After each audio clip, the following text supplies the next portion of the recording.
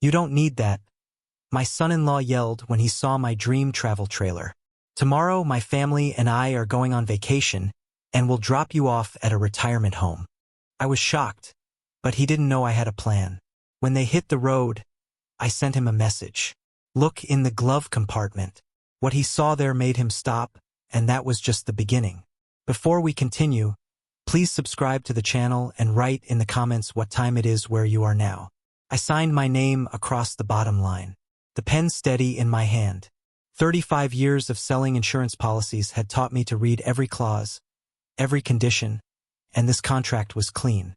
The Winnebago Vista sat 15 feet away in the Phoenix dealership lot, cream and bronze under the afternoon sun, windows gleaming like promises, $45,000 from my retirement account, money I'd saved one careful dollar at a time. The salesman shook my hand and dropped the keys into my palm. "Congratulations, Mr. Bishop. She's all yours." I walked to the trailer alone, ran my fingers along the smooth fiberglass exterior. Inside, everything smelled new. I opened cabinet doors in the compact kitchen, tested the faucet, sat in the driver's seat, and gripped the wheel. The Grand Canyon first, I thought, then Yellowstone. Maybe Montana before the snow came. Places I'd circled on maps for years while clients discussed their whole life policies and term conversions across my desk. Standing in the doorway, I pulled out my phone. Betty would want to know. She'd been asking about my retirement plans for months, suggesting I find hobbies. Stay active. This was better than hobbies. This was freedom. I hesitated only a moment before dialing, my thumb hovering over her contact photo, her smile bright, her children on either side. Then I pressed call. "Dad." Her voice came through flat, distracted. "Betty, honey, I did it. I bought the trailer, a Winnebago Vista. Beautiful condition. I'm looking at it right now, and I can already picture the Grand Canyon, Yellowstone, maybe even up to Montana." Silence stretched across the line. Not the good kind. Not the pause before excitement. The kind that calculates. "How much did you spend?" Not congratulations. Not a single word about my plans or my happiness. Just numbers. I felt something small deflate inside my chest. 45,000. It's a solid investment. And I've been saving for this since 45,000. She cut through my explanation like scissors through paper. "That's a lot of money. You could have spent it more wisely." I stood in the dealership parking lot, the keys growing warm in my fist. Cars passed on the street behind me. A family loaded groceries into an SUV 3 spaces over, their children laughing. "I thought you'd be happy for me. This is something I've wanted to do for years. I have to go. Zachary just got home. We'll talk later." The line went dead before I could respond. I stared at the phone screen. Call duration 2 minutes 38 seconds. That's all the time my dream deserved. I climbed into the driver's seat and started the engine, listening to it purr. The drive home took 40 minutes through Scottsdale traffic, and I spent every minute trying to understand what more wisely meant. By evening, I'd parked the trailer in my driveway beside the house. The empty house, 3 bedrooms, 2 baths, spaces my wife had filled before cancer took her 4 years back. I made a sandwich, carried it to the trailer, spread maps across the small table. Route 66 memorabilia lined one route. National parks dotted another. My finger traced highways, but my mind kept returning to Betty's voice. That coldness, that immediate focus on cost rather than joy. More wisely, I picked up my phone twice, set it down twice. No follow-up call came, no text saying she was sorry for reacting poorly, that she was happy for me really, that Zachary had just walked in at a bad time. Nothing. The maps lay flat and colorful under the overhead light. But I couldn't find enthusiasm anymore. Outside the window, my house sat dark. One light in the kitchen, one in the trailer. An old man and his expensive mistake. I folded the maps carefully, creasing them along their original lines. Turned off the lamp above the table. Through the trailer window, I could see my house, dark, empty, exactly as it had been since retirement began 6 months ago. I told myself tomorrow would be better. Tomorrow I'd start fresh, plan the first real trip, maybe drive out to Sedona for a test run. I had no idea tomorrow would change everything. Morning coffee tasted bitter. I couldn't tell if I'd used too many grounds or if yesterday's conversation still coated my tongue. 8:30 and the kitchen window framed my trailer in perfect Arizona sunlight. Beautiful machine. Beautiful waste according to my daughter. I rinsed my cup, set it in the dish rack, and that's when I heard the car, not the mail truck. Too early. Not a delivery van. I moved to the living room window and watched a black Lexus pull against the curb. Zachary stepped out, slammed the door, and walked toward my house with the stride of a man on a mission. No phone call ahead. No courtesy knock. The front door opened. I hadn't locked it. Rarely did in my neighborhood. And my son-in-law walked straight through my living room toward the kitchen. WY. Not WY. How are you? Not good morning, just my name. Flat as a statement. The family talked it over. We need the trailer for a couple weeks. A 2-week vacation. We already made plans. I stood near the sink, still holding the dish towel, processing. The family talked it over when last night, while I sat alone with my maps. What? Zachary, what are you talking about? I just bought this yesterday. He moved past me, scanning the counter, found what he wanted. My key ring right where I'd left it, next to the coffee maker. The Winnebago key dangled on its branded fob. Yeah, Betty told me. 45,000. That's a lot for something you're not going to use much anyway. My hands tightened on the towel. Use much? I'd owned it less than 24 hours. Not going to use? I'm planning a trip across at your age. He picked up the keys, examined them like he was inspecting produce. Come on, you don't need this. We can drop you at a senior facility on our way out if that helps. The words hit like a physical blow. Senior facility. As if I were luggage to be stored. As if $45,000 of my money, my savings, my life had been spent to provide his family a vacation vehicle. You can't just take my property. Those are my keys. But he was already moving toward the door. My keys in his fist, young, confident, dismissive.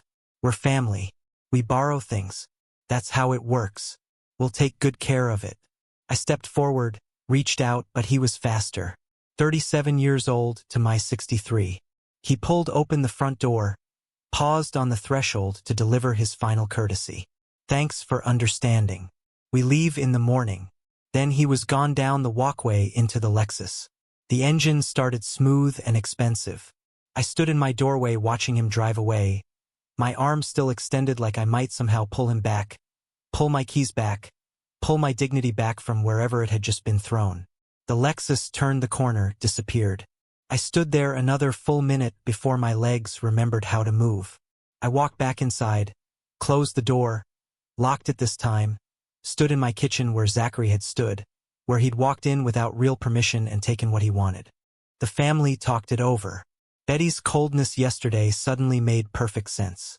She hadn't been disappointed in my purchase. She'd been calculating its value, measuring how they could use it. And that comment, "You could have spent it more wisely," that meant she'd already decided the money should have gone somewhere else, probably to her. I walked to my bedroom, moving on autopilot, opened the top drawer of my dresser, where I kept important documents, spare batteries, old watches, and there, on a small metal ring, the spare key set. The dealership had given me two. Always have a backup, I'd learned in insurance. Always prepare for loss. I lifted the keys, felt their weight. Zachary thought he'd won, thought I'd accepted it, thought the old man would shuffle back to his empty house and let them take his dream for a 2 vacation. 35 years in insurance had taught me patience. It had taught me to read people, to spot liars, to document everything. It had taught me that contracts work both ways, that assumptions are dangerous, and that the person you underestimate is often the one who destroys you. I sat down at my desk, the spare keys cold against my palm. Through the window, I could see the trailer still in my driveway, waiting, still mine, still full of maps and possibilities. Zachary would come back tomorrow morning expecting it ready, expecting me compliant. He'd knock on my door, or maybe just walk in again, and he'd find out exactly how wrong he was about old men and senior facilities and borrowing things.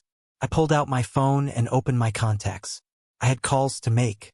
The spare keys sat on my desk while I pulled files from the cabinet. Insurance policies, mine, the house, the trailer, property deeds, investment statements, My will dated 3 years back when I'd updated it after my wife passed. Everything to Betty, everything I'd worked for, saved, protected. I spread the documents across the desk surface and began reading. An insurance agent learns to think in contingencies. What if this happens? What coverage applies? What's the client's exposure? I applied that same analysis now, but the risk I was calculating had nothing to do with premiums or liability limits. The risk was my daughter and her husband believing they could humiliate me without consequence. The bedside clock read 2 in the morning, then 4, then 6. Dawn came gray through the window, and I was still sitting there, still thinking. Betty's voice on that phone call, "How much did you spend?" hadn't been surprise. It had been inventory. Zachary's confidence walking into my house, taking my keys, mentioning a senior facility. That wasn't improvised cruelty. That was rehearsed, coordinated. The family talked it over. How long had they been planning this? I picked up my phone at 7:30 and scrolled through my contacts. Margaret Sullivan, attorney at law. I'd worked with her on estate planning after my wife died. Professional, thorough, expensive. I pressed call. "Miss Sullivan, this is W.I. Bishop. I need to see you today about changing my will. It's urgent." Her voice carried that careful lawyer's neutrality. "Mr. Bishop, my schedule is completely. I'll pay double your hourly rate. This can't wait." A pause. "Then I can move some things around. 2 o'clock. I'll be there." I showered, dressed in the gray suit I'd worn to client meetings for 3 decades. Pressed white shirt, navy tie. When you're making decisions that matter, you dress like it matters. I made coffee, drank it, standing at the kitchen counter, and left the house at 1:15. The drive to her Phoenix office took 40 minutes. I rehearsed what I'd say. Clinical, factual, no emotion. Margaret Sullivan's office occupied the 3rd floor of a building near the courthouse. Glass desk, leather chairs, framed degrees on the wall. She shook my hand and gestured for me to sit. "Your current will leaves everything to your daughter, Betty. You want to change this, too?" I met her eyes. "The Veterans Assistance Fund of Arizona, primary beneficiary. Betty receives $1. I want that specified exactly $1. She set down her pen. "Mr. Bishop, this is a significant change. Are you certain? Sometimes family disputes can be. I've never been more certain of anything. How quickly can you prepare this?" She studied my face, looking for doubt or anger or grief. She wouldn't find any. I'd moved past those. "I can have this ready by this afternoon. You'll need 2 witnesses for signing. May I ask what prompted?" I stood. Family showed me who they really are. I'm just responding appropriately. 3 hours later, I returned to her office. The document was ready. 2 paralegals served as witnesses. I signed my name 3 times, once on the original, twice on copies. The pen moved steady across each signature line. No hesitation, no regret. "I need all 3 copies," I told Margaret. She placed them in a folder and handed it across the desk. "The original will be filed with my office. These copies are for your records, Mr. Bishop, if you need to discuss. Thank you for your time, Miss Sullivan." I drove home with the folder on my passenger seat. The trailer sat in my driveway exactly where I'd left it, cream and bronze in the afternoon light. I parked my car and walked to the trailer, the spare keys in my hand. The lock turned smooth. The door opened with a soft click. Inside, everything smelled new still. Zachary hadn't taken it yet. Would take it tomorrow, he'd said. I walked to the front, opened the glove compartment, and placed 1 copy of the will inside. Not hidden, right on top, where anyone looking for registration or insurance papers would find it immediately. I stood there a moment, looking around the interior, the compact kitchen, the table where I'd spread my maps. This had been my dream, my reward for 35 years of careful work and careful saving. They'd turned it into theft. "Let's see how that vacation goes," I said to the empty space. I locked the trailer and walked back to my house. Through the living room window, I could see it sitting there, innocent, ordinary, waiting. I'd placed the document carefully, right where someone checking the vehicle registration or looking for the insurance papers would find it. I made coffee and sat down at the kitchen table. They'd be here soon. Zachary had said they were leaving in the morning. I checked the time, any hour now. I stood at the window with my coffee, watching the street. 7:40 in the morning. The neighborhood was waking. Garage doors opening, cars backing out, people heading to work. Normal Tuesday. Normal lives. Mine had stopped being normal the moment Zachary walked through my door yesterday. The black Lexus appeared at 8:15, followed by a silver SUV. Both vehicles pulled into my driveway. Doors opened. Zachary stepped out first, then Betty from the passenger side. 2 children climbed from the back. Emma, 10 years old, with her mother's face, and Lucas, 7, carrying a stuffed animal. My grandchildren. I'd sent them birthday cards, Christmas presents. They barely knew me. I watched them begin loading the trailer, suitcases, coolers, beach chairs, an inflatable raft. They moved with the easy efficiency of a family on vacation, excited, anticipating adventure. Nobody knocked on my door. Nobody glanced at my window. I might as well have been invisible. Zachary unlocked the trailer with the keys he'd taken from my counter. He climbed inside first, checking things, then emerged and waved the family forward. They loaded supplies through the open door, stuffing storage compartments, arranging their belongings in my space. Then Zachary turned toward my house. He cupped his hands around his mouth and called out loud enough for the neighborhood to hear. "Thanks for the trailer, WY. We'll take real good care of it. Might even send you some postcards." Betty touched his arm. "Zachary, just let's go." He laughed. "What? He can't hear us anyway. Probably sulking inside." Emma tugged at her father's shirt. "Dad, can we stop at the Grand Canyon?" Lucas jumped up and down. "I want to see the ocean." Zachary crouched between them, expansive, generous. "We'll see everything, kids." 2 whole weeks of adventure. They climbed into the trailer, Zachary in the driver's seat, Betty beside him, children in the back. The engine started. I watched them pull out of my driveway, turn left onto the street, and disappear around the corner. The entire process took 12 minutes. I sat down at my kitchen table and placed my phone in front of me. Checked the time. 8:27. They take Interstate 10 west, most likely Phoenix to California through Tucson past the desert towns. 2 hours would put them past Casa Grande, maybe approaching Gila Bend far enough that turning back would be a decision, not a quick fix. I drank my coffee slowly, washed the cup, dried it, put it away, checked the time. 9 o'clock, 9:30, 10:15. At 10:27 I picked up my phone and opened a new message. Zachary's number. I typed 4 words. Check the glove compartment. I pressed send and set the phone back on the table. 3 minutes passed. Then my phone lit up. Zachary calling. I let it ring. Voicemail. Another call. Voicemail. The screen didn't go dark. Immediately another call. This one from Betty. I let it ring through. By 10:45, I had 63 missed calls from Zachary. 28 from Betty. Multiple voicemails. I tapped one, listened to the first 5 seconds. WY, what's in the glove compartment? Call me back.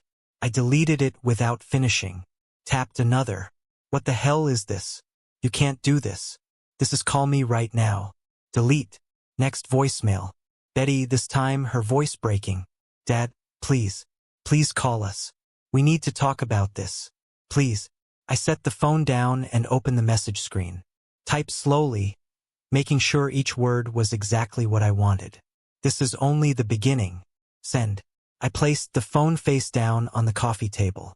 The buzzing continued, vibrations against the wood, insistent, desperate. Their panic was invisible from here, but I could imagine it. Zachary pulling over on the interstate shoulder. Betty reading the will, her face going white. The children in the back asking, "What's wrong? Why did we stop? Are we still going on vacation?" I walked to my office and opened the filing cabinet. Inside, I pulled out the folder I'd prepared the night before. Second copy of the will, paperwork for the trailer, purchase receipts, the original signed title, everything with my name, my signature, my ownership clearly documented. I'd made another call that morning, one I hadn't mentioned to anyone. 7:30 before the coffee, before I took my position at the window. The Scottsdale Police Department non-emergency line. I explained my situation calmly, professionally. I've purchased property. Family members have taken it without permission. I have documentation. I'd like to file a report. Tomorrow morning I had an appointment. Officer Martinez, 9 o'clock. They were expecting me. I returned to the living room and picked up my phone. 81 missed calls. Now I powered it off completely and set it in the desk drawer. Let them wonder. Let them panic.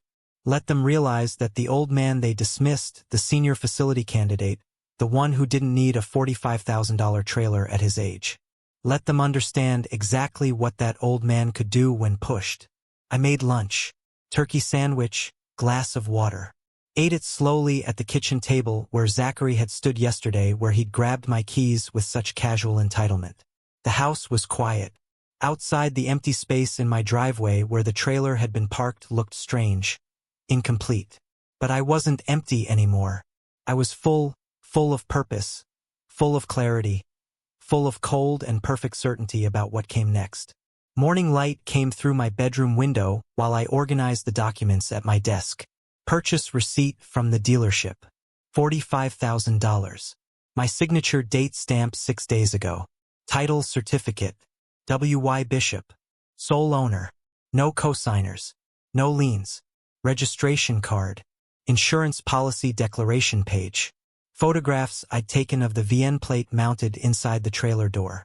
I arranged them in order, slid them into a manila folder and checked my watch. 8:15. The police station opened at 8 o'clock.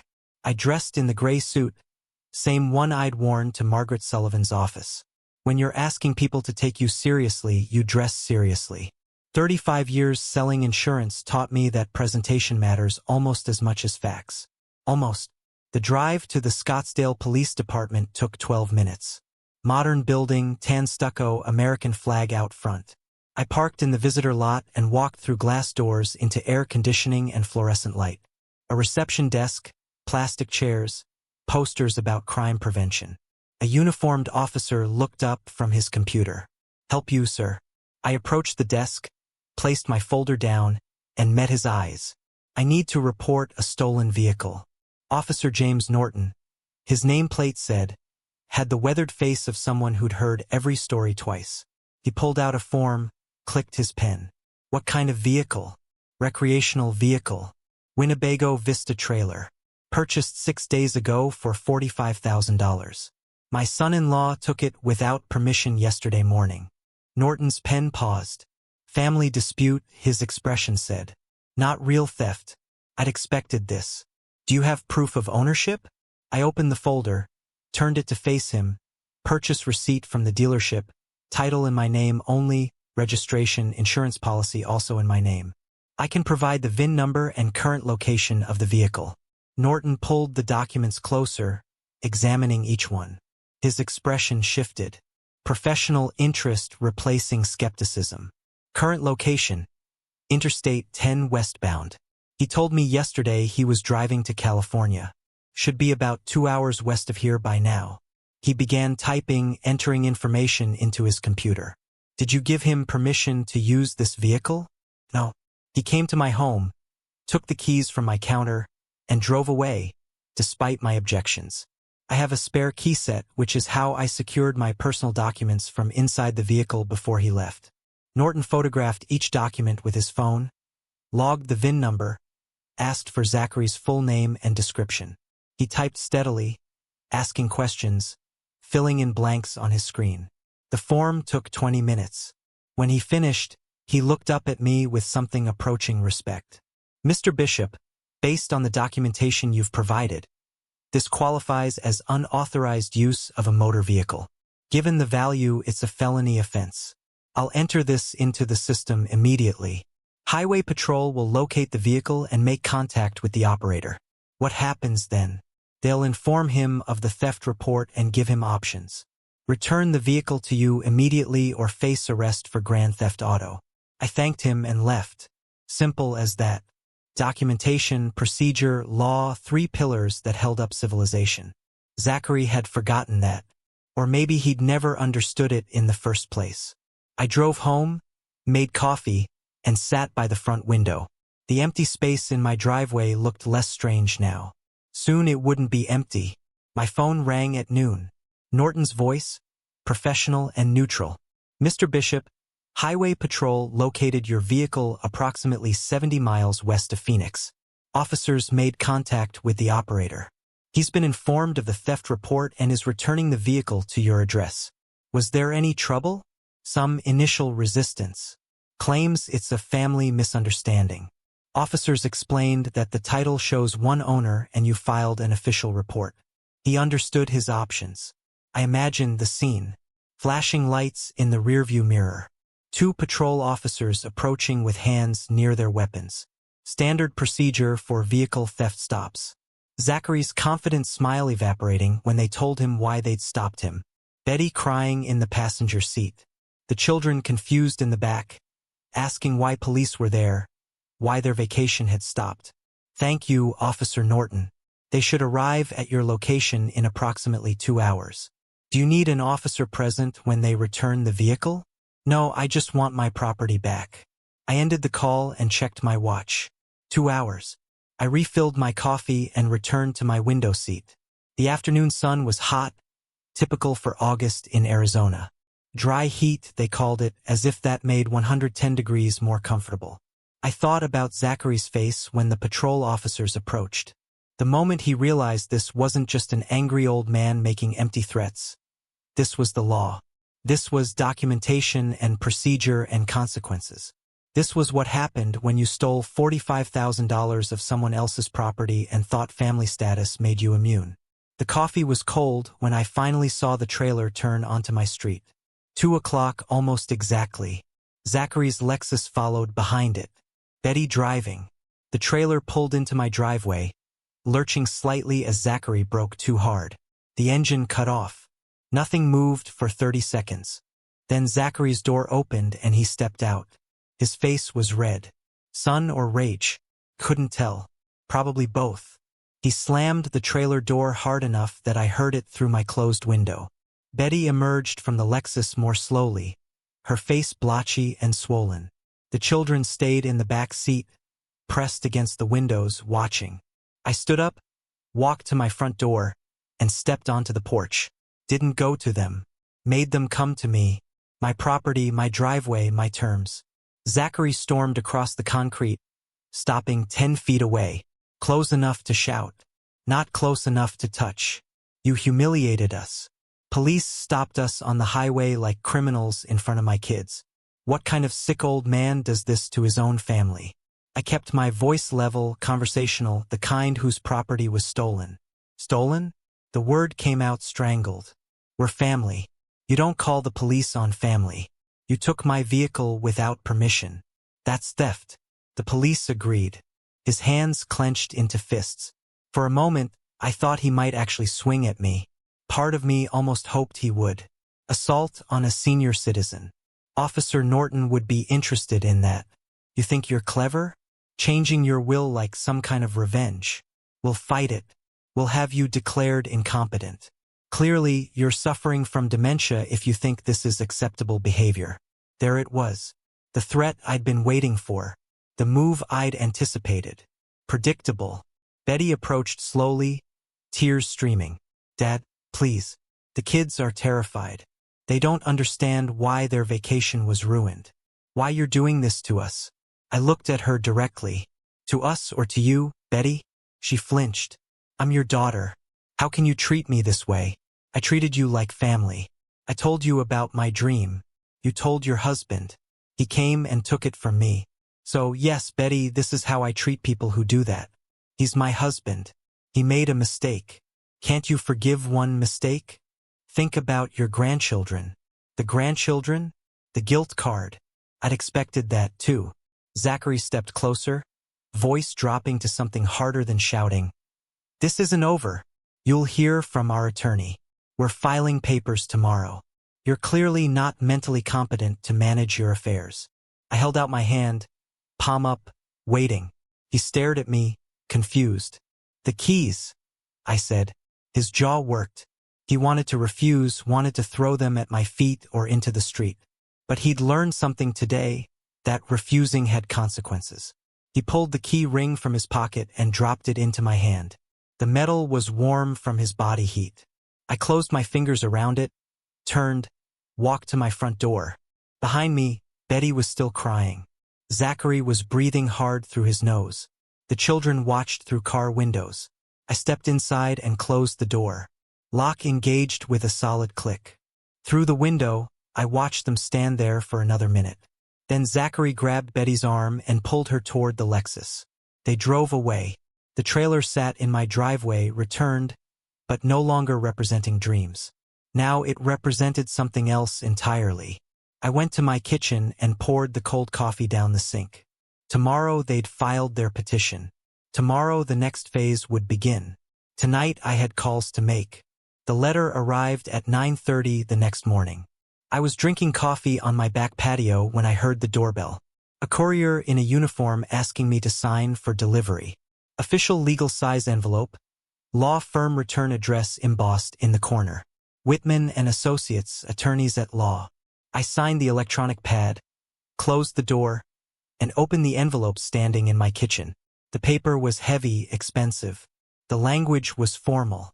Petition for a determination of incapacity. Grounds for belief that W.Y. Bishop, age 63, lacks the mental competence to manage his financial affairs. Recent erratic behavior, including estrangement from family, making impulsive purchases, and initiating criminal proceedings against family members. Request for court-ordered psychiatric evaluation. I read it twice, slowly. They'd worked fast. Consulted an attorney yesterday evening, filed this morning. Zachary was nothing if not reactive. Every action of mine met with immediate counteraction, predictable, almost disappointing. I set the petition on my counter and picked up my phone. Found the contact I'd saved 3 days ago before any of this had started. Margaret Sullivan's direct line. She answered on the second ring. Miss Sullivan, it's W.Y. Bishop. I need to see you today. They filed an incompetency petition. A pause. Then I'll make time. Can you be here at 2 o'clock? I'll be there at 1:30. I spent the morning gathering more documents, bank statements showing consistent, careful financial management, investment portfolios balanced, appropriate for my age and risk tolerance, tax returns filed on time for 35 years, performance reviews from my insurance career, character references from former colleagues, medical records from my annual physical 2 months ago, blood pressure normal, cholesterol managed, cognitive function tested and recorded as excellent. By 1 o'clock, I had 3 folders prepared. Evidence of competence, evidence of sound judgment, evidence of a man who'd lived his entire life making careful, rational decisions. One impulsive purchase, a trailer bought with my own money, didn't erase that history. Margaret Sullivan's office felt cooler than I remembered, or maybe I was just tired. She gestured to the chair across from her desk, read through the petition while I waited. Her face revealed nothing. This is aggressive, she said finally. Usually incompetency petitions involve genuine cognitive decline, medical evidence, family reports of confusion, dangerous behavior. This is, she tapped the paper, retaliatory. Can they win? Do you want the legal answer or the practical answer? Both. Legally, they have to prove you lack capacity to manage your affairs. Given your documentation, medical records, and the obvious retaliatory nature of this filing, they'll lose. Practically, it will be expensive, time-consuming, and emotionally exhausting, which might be the point. They're trying to punish you for not letting them have what they wanted. I'd known that already. How do we respond? We file a counter motion. We present your medical records, financial history, and character witnesses. We argue this is a frivolous petition filed in bad faith, and she leaned forward. We go on offense. We file a restraining order preventing them from entering your property or contacting you. We document their harassment. We make this more expensive for them than it is for you. Do it. She made notes on a legal pad. I'll need your medical records released to me, your financial documents, permission to contact character witnesses, former colleagues, neighbors, anyone who can testify to your competence and stability. I slid the 3 folders across her desk already prepared. She opened the first folder, flipped through bank statements, investment reports, tax returns. A smile touched the corner of her mouth. You're making my job very easy, Mr. Bishop. 35 years in insurance. I know how to document a claim. This isn't just documenting a claim. This as she closed the folder met my eyes. This is building a case for why they shouldn't have access to your assets ever. You understand what you're doing? I'm protecting what I worked for. You're also severing your relationship with your daughter permanently. Once we file the restraining order, once we argue they're harassing you for financial gain, there's no walking that back. I thought about Betty's face yesterday. Tears and accusations, using her children as weapons, never once acknowledging what Zachary had done. Never once defending me or asking if I was okay. File everything. The hearing was scheduled for 3 weeks out. Routine calendar, Margaret explained. Both sides would present evidence. A court-appointed psychiatrist would evaluate me. The judge would rule. They'll try to settle before then, she added. Once they see your documentation and realize they're losing, they'll offer to drop the petition if you restore them to your will. And if they do, what do you want me to tell them? I stood collecting my empty folders. Tell them no. The next 2 weeks passed slowly. I went about my routine. Grocery shopping, gym, lunch with 2 former colleagues who'd agreed to serve as character witnesses. Normal life, competent life, the life of a man who knew exactly what he was doing. Betty called 4 times. I didn't answer. She left voicemails. The first was angry. How dare you file a restraining order? You're destroying this family. The second was pleading. Please, Dad. We can fix this. Just drop everything and we'll forget it happened. The third was desperate. Zachary didn't mean it. He's sorry. We're all sorry. Please. The fourth was silent except for crying. Then the line went dead. I saved all 4 voicemails. Documentation. Zachary sent an email. Subject line. Final offer. I opened it standing at my kitchen counter. We'll drop the incompetency petition and leave you alone. In exchange, you restore us to your will and sign over the trailer title. Otherwise, we're going to court and we'll drag this out for years. Your choice. I forwarded the email to Margaret Sullivan without responding. She replied within an hour. Perfect. He just documented his extortion attempt in writing. Save this. The psychiatric evaluation happened on a Wednesday afternoon. Dr. Patricia Chun, court-appointed, met me at her office in downtown Scottsdale.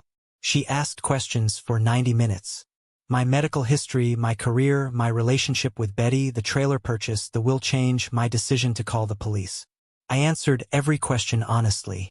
No embellishment, no self-pity, just facts. She administered cognitive tests, memory exercises, pattern recognition, problem-solving scenarios. I completed them all easily. At the end, she closed her notepad and looked at me directly. Mr. Bishop, do you understand why your daughter filed this petition? Yes, she wants my money. That's somewhat reductive. It's accurate. She smiled slightly. My report will be ready for the court by Friday. I can't discuss my conclusions with you, but I will say this. Nothing in your behavior suggests cognitive impairment or inability to manage your affairs. What you're experiencing is a family conflict, not a competency issue. I thanked her and left. The hearing was scheduled for Monday, 3 days away. Margaret called me Friday evening with an update. Dr. Chen's report came through. It's excellent for us. She found you fully competent, noted the retaliatory nature of the petition, and recommended immediate dismissal. Whitman called me an hour ago. They want to settle. What are they offering? They'll drop the petition. In exchange, they want you to drop the restraining order and consider restoring them to your will. No, I told them you'd say that. They're going to proceed to the hearing Monday. Good, WY. They're going to lose badly. The judge will see this for what it is. Harassment. You'll win. I know. Then why do you sound disappointed? I looked out my kitchen window at the trailer in my driveway. 3 weeks since I'd bought it. 3 weeks since my life had split into before and after. Because winning shouldn't feel this empty. Monday morning arrived with clouds. Unusual for August. I dressed in my suit, drove to the courthouse and met Margaret in the hallway outside the courtroom. Betty and Zachary stood at the opposite end. Different attorney now. Whitman must have withdrawn. This new lawyer looked young, uncomfortable. The hearing lasted 40 minutes. Margaret presented Dr. Ha Chen's report, my medical records, my financial documentation, character witness statements. The opposing attorney tried to argue emotional instability, pointed to the will change as evidence of impaired judgment. Judge Catherine Rodas, efficient, mid-50s with zero patience for nonsense, cut him off mid-sentence. Counselor, changing one's will is not evidence of incompetence. It's evidence of autonomy. Do you have any medical evidence of cognitive impairment? Your Honor, the defendant's recent behavior.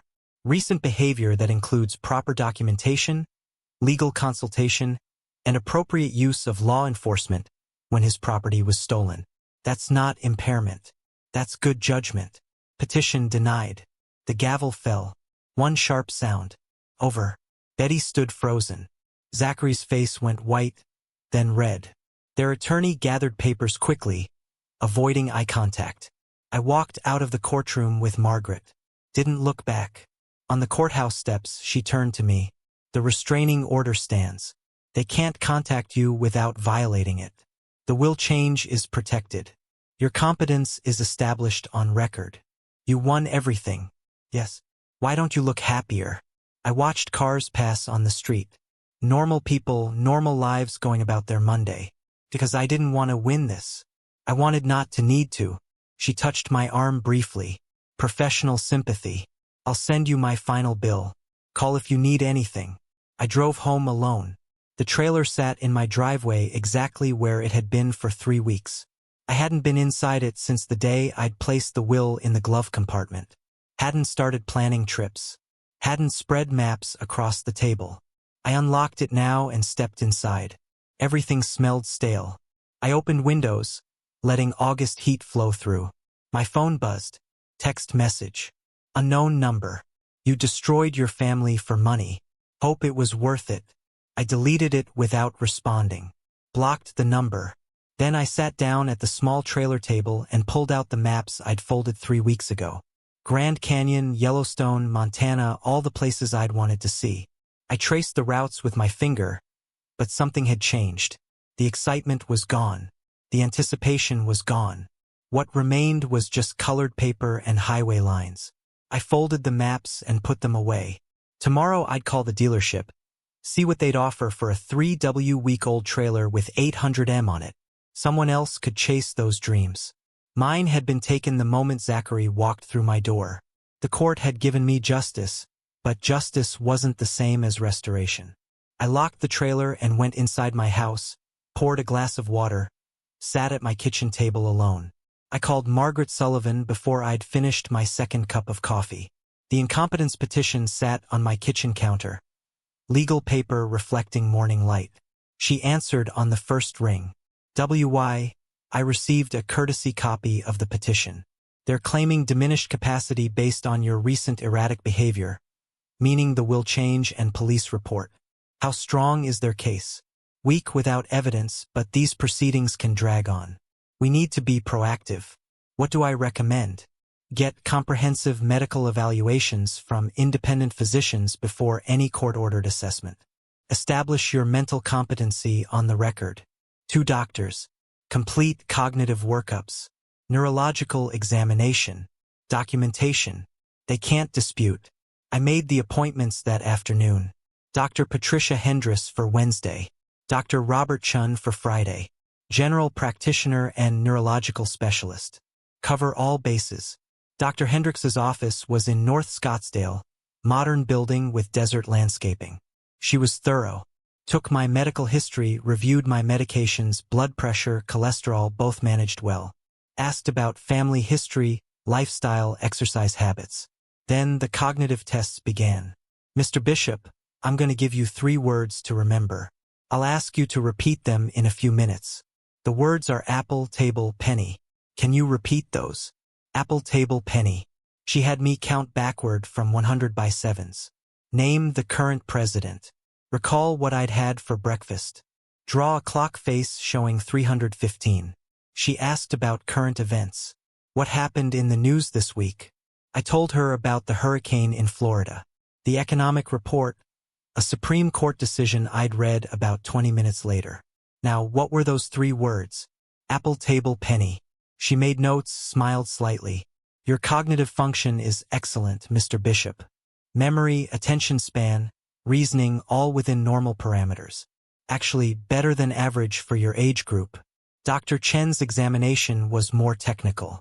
Neurological reflexes, coordination tests, spatial reasoning assessments. He had me walk heel to toe across the room, touch my nose with alternating index fingers, identify patterns in visual sequences. "Do you do puzzles?"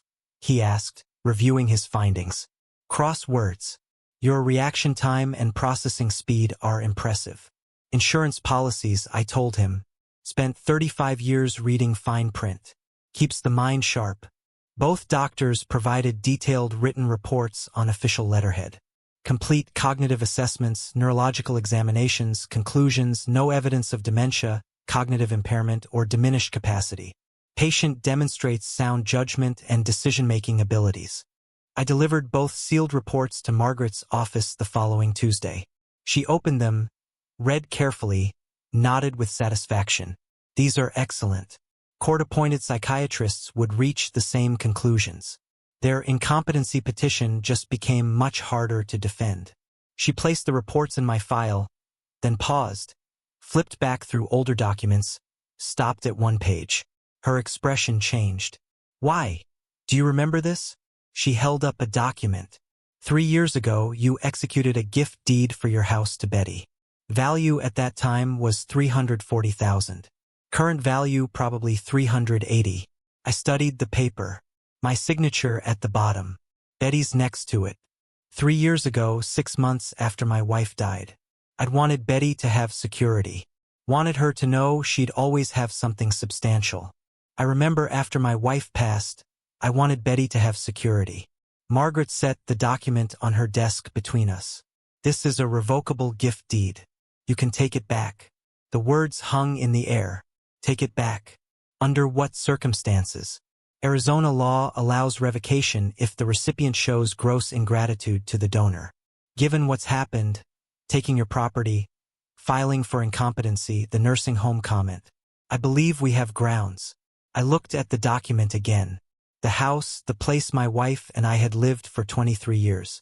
The place I'd raised Betty. The same house where Zachary had walked in and taken my keys.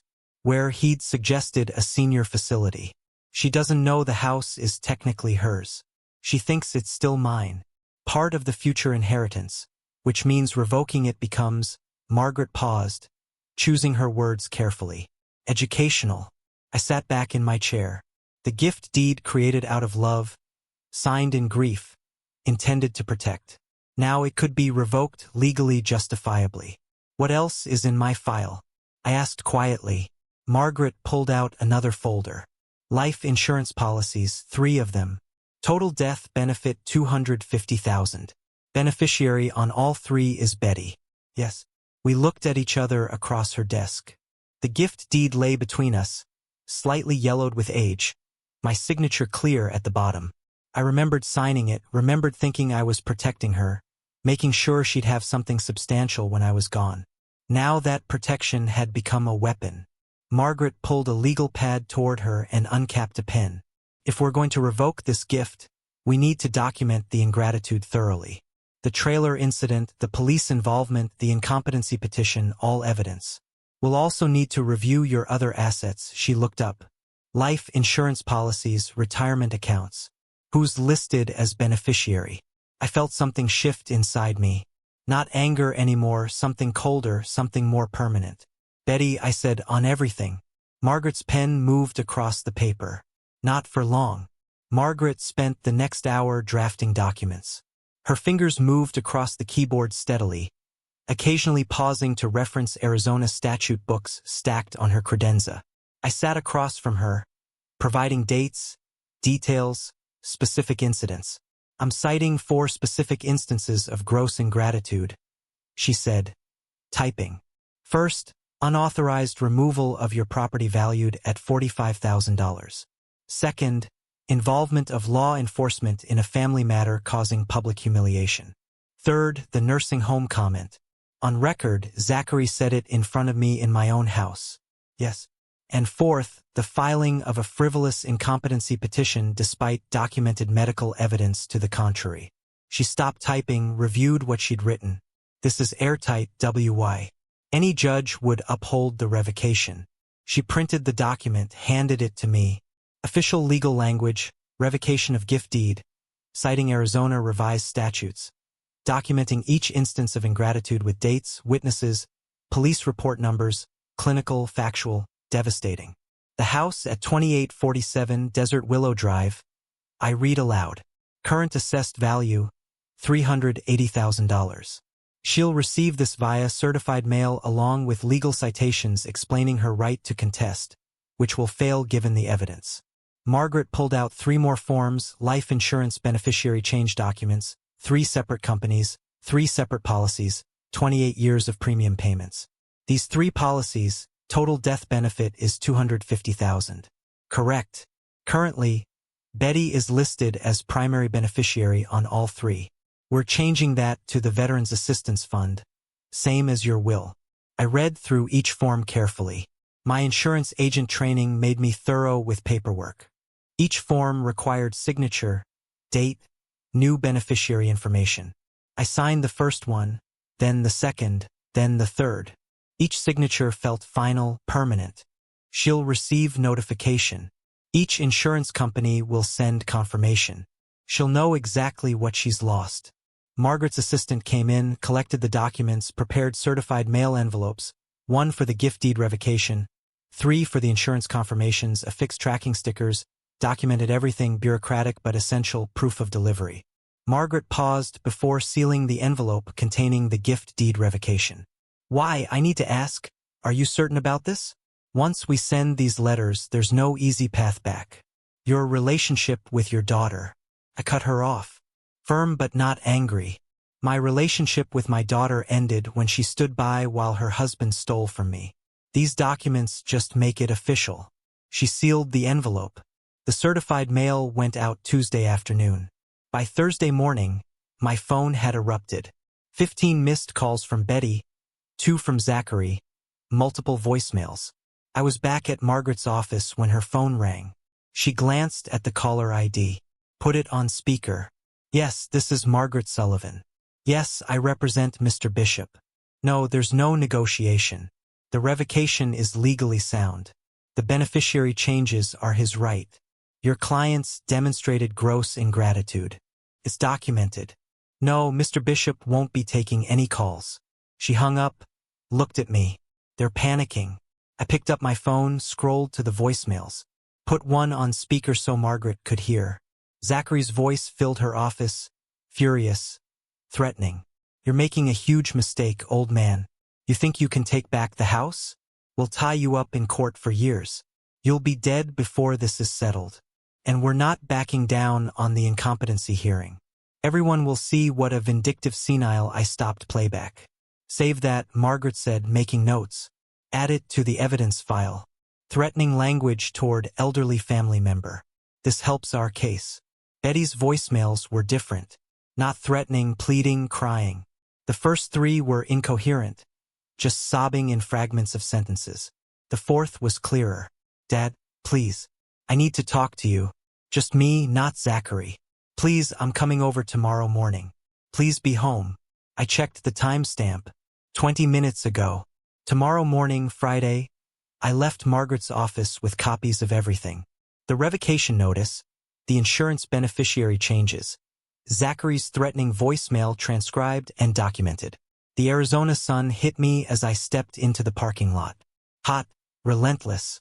September in Phoenix felt like punishment. I sat in my car without starting the engine, looked at my phone again. 17 missed calls total now. All but 2 from Betty's number. What could she possibly say? That she was sorry? That Zachary made her do it? That she'd had no choice? Everyone had choices. She'd made hers. But curiosity won. I scrolled back to her last voicemail. The one about coming over tomorrow. Listened again to the desperation in her voice. Just me, not Zachary. Separate from him.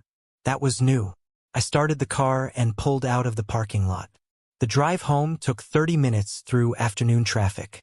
I spent it thinking about what she might say, what I might say back. Nothing probably. There wasn't much left to say, but I'd be home tomorrow morning. If she wanted to talk, I'd listen once. My phone buzzed with a text message as I pulled into my driveway. Betty, I'm sorry. I'm so sorry. Please let me explain tomorrow. Just give me 30 minutes. Please, Dad. I read it twice. Then I turned off my phone and went inside. The house was quiet, empty. The trailer sat in the driveway, still unused. 3 weeks since I'd bought it. 3 weeks since everything had fallen apart. I made dinner, grilled chicken, salad, rice, ate alone at my kitchen table, washed the dishes, dried them, put them away. Tomorrow, Betty would come. She'd apologize or explain or beg. It wouldn't matter. The documents were filed. The certified mail was delivered. The gift deed was revoked. The insurance beneficiaries were changed. All legal, all documented, all final. I went to bed early but didn't sleep. Lay in the dark thinking about 3-year-old signatures on gift deeds, about protection and betrayal, about the difference between being a father and being someone's insurance policy. My phone was still off. Let her wonder if I'd read the text. Let her worry I wouldn't be home. I'd be home. I'd listen to whatever she had to say, and then she'd leave and it would be over. I was at my kitchen window when Betty's car pulled into the driveway. 9:30 Friday morning alone. No Zachary in the passenger seat. That was significant. I opened the door before she knocked. She'd been crying. Her eyes were swollen. Mascara smudged. Her hands shook as she stood on my porch. Dad, please, can we just talk? Just the two of us. I stepped aside, gestured toward the living room. You wanted to talk. I'm listening. She sat on the edge of the couch, the same couch she'd sat on growing up. Birthday parties, Christmas mornings, movie nights when she was 10 years old. The memories hung in the room like ghosts. I never wanted any of this. The trailer, the police, the legal fights. This isn't what I wanted. I sat in the chair across from her, not beside her. Distance mattered. Then what did you want, Betty? Her voice broke. Zachary pushed for everything. The trailer was his idea. Filing the incompetency petition was his idea. I just went along because he's my husband, and I didn't know how to stop it. You didn't know how to say no to him, but you knew how to say nothing when he humiliated me. She looked down at her hands, twisted her wedding ring. I'm sorry. For what specifically? For all of it, for not standing up to him, for letting things get this far. I leaned forward, asked the question I'd been holding since that morning in my driveway. That day when he took my keys, when he suggested dropping me at a nursing home like I was trash to be discarded. You were there. Why didn't you defend me? Long silence. She stared at her lap. 30 seconds passed. 45. I don't know. I should have. I'm sorry. You do know. You chose him over me. You're just not willing to say it out loud. Her tears came harder. I love you, Dad. I do. But he's my husband. I have to live with him. I have to. You have to choose. That's what you're saying. You chose him then. You're choosing him now. It's not that simple. It is that simple. I stood, walked to the window, looked out at the trailer in my driveway. I'll stop everything. The gift deed revocation, the insurance changes, all of it. The house becomes yours again. The inheritance stays intact. One condition. Hope flickered across her face. Anything. What? File for divorce. Remove Zachary from your life. Choose your father over your husband. The way you chose your husband over your father. Her expression changed. Shock first, then comprehension, then anger. You can't ask me to do that. That's manipulation. That's blackmail. I turned from the window, looked at her directly. No, Betty. Blackmail is threatening someone to get something you're not entitled to. I'm entitled to respect from my daughter. I'm offering you a choice. The same choice you gave me when you stood silent while he stole from me. You chose then. Choose now. She stood, grabbed her purse. This is cruel. You've become cruel. I've become fair. There's a difference. She walked to the door, paused with her hand on the knob. You're going to die alone and bitter. Maybe, but I'll die knowing I didn't let people walk over me, even family. She left. The door closed with a soft click. I watched through the window as she sat in her car for 5 minutes, crying. Then she started the engine and drove away. I'd expected to feel something. Satisfaction maybe, or vindication. Instead, I just felt tired, old. The house was quiet. Evening came. My phone buzzed with a voicemail. Zachary's voice furious. "You sick piece of work, asking her to divorce me. What kind of father does that? You're going to pay for this. We'll drag you through every court in Arizona. We'll make sure everyone knows what a manipulative, vindictive old man you are. This isn't over. Not even close." I played it once on speaker. Then I forwarded it to Margaret with a 2-word message. "More evidence." Her response came within minutes. "Perfect. This helps if they escalate. Are you ready to move forward with the house sale?" I looked around my living room. Betty had sat on that couch an hour ago crying. Before that, countless family dinners, birthday celebrations, movie nights when she was young. The house held decades of memories. But memories weren't enough to override betrayal. I typed my response to Margaret. "Yes." Listed immediately. "I'm ready to move on."